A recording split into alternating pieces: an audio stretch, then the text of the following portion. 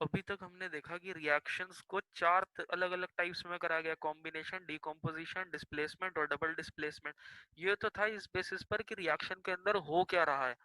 अब अगर मैं कोई और बेसिस चेंज कर दूं तो क्या मैं टाइप्स भी अलग अलग कर सकता हूँ? अगर मैं बेसिस ये रखता हूँ कि किस क्या रिएक्शन के अंदर हीट देनी पड़ेगी या मेरे को हीट मिलेगी, तो अगर ये बेस रख देता हूँ तो हीट को थर्मल कहते हैं। तो या तो हीट देनी पड़ेगी, एनर्जी देनी पड़ेगी, या एनर्जी मिलेगी। यही दो चांसेस हो सकते हैं, या तो प्रोडक्ट्स में मिलेगी मुझे या रिएक्टेंट में मुझे देनी पड़ेगी। तो इसके बेसिस पर जो रिएक्शन होते हैं वो दो तरीके के होते हैं।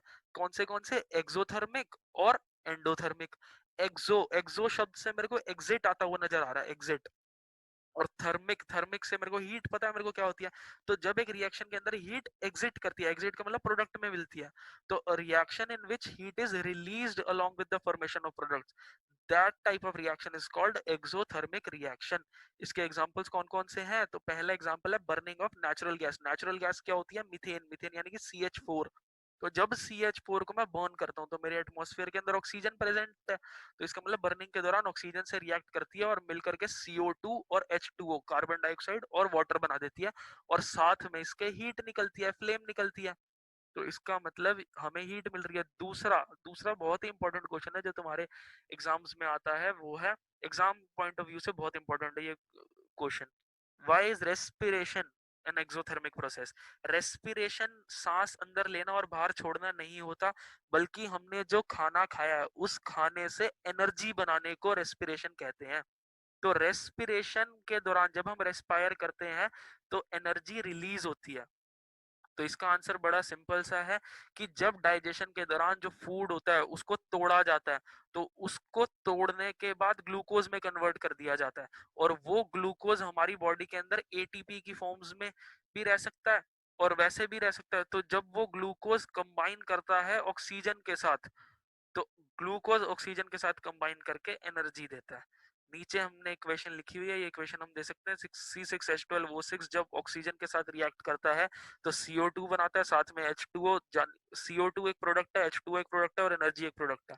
हमने खाना खाया, खाना से ग्लूकोज बना, ग्लूकोज सांस ली, सांस में ऑक्सीजन आ गई हमारे पास, तो ऑक्सीजन की प्रेजेंस में CO2 बना, कार्बन डाइऑक्साइड बनी, जिसको हम सांस बाहर जब करते हैं तो छोड़ देते हैं।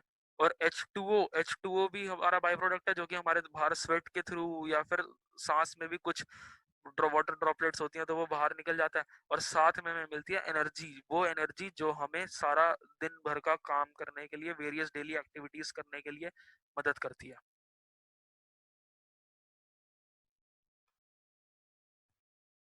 अब बात करते हैं एंडोथर्मिक रिएक्शन की। एंडो शब्द से मेरे को क्या पता चल रहा है? एंडो से कुछ अंदर अंदर रिलेटेड वाली चीज बन रही है, और थर्मिक का मतलब है हीट।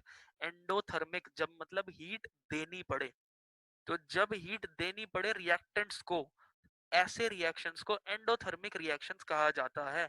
अभी तक हमने जितने भी रिएक्शंस के एग्जांपल पढ़े, उसमें जहां जहां पर एरो के ऊपर, जहां जहां पर एरो के ऊपर हीट लिखा हुआ था, वहां वहां पर वो वाले सारे रिएक्शंस को एंडोथर्मिक रिएक्शंस कहा जाता है। तो हमने ये देखा कि एक्सोथर्मिक रिएक्शन होते हैं जिसमें हीट निकलती है, और एंडोथर्मिक क्या होते हैं जिसके अंदर हीट दी जाती है।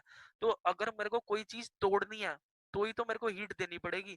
तो हम ये चीज बोल सकते हैं कि जनरली जितने भी डीकॉम्पोजिशन रिएक्शन होते हैं उसके अंदर एनर्जी या तो हीट की फॉर्म में, लाइट की फॉर्म में, या फिर इलेक्ट्रिसिटी की फॉर्म में देनी पड़ती है। हीट की फॉर्म में दे तो थर्मल डिकम्पोजिशन कहा जाता है, लाइट की फॉर्म में दे तो फोटोलिटिक डिकम्पोजिशन कहा जाता है, और इलेक्ट्रिसिटी की फॉर्म में दे तो इलेक्ट्रोलिटिक डिकम्पोजिशन कहा जाता है। ये सारे ही किस तरीके के रिएक्शन है? एंडोथर्मिक तरीके के रिएक्शन है, हीट इनमें देनी पड़ती है। और जनरली जितने भी कॉम्बिनेशन रिएक्शंस होते हैं वो सारे एक्सोथर्मिक इन नेचर होते हैं, यानी कि जब वो बॉन्ड बनाते हैं तो एनर्जी रिलीज होती है।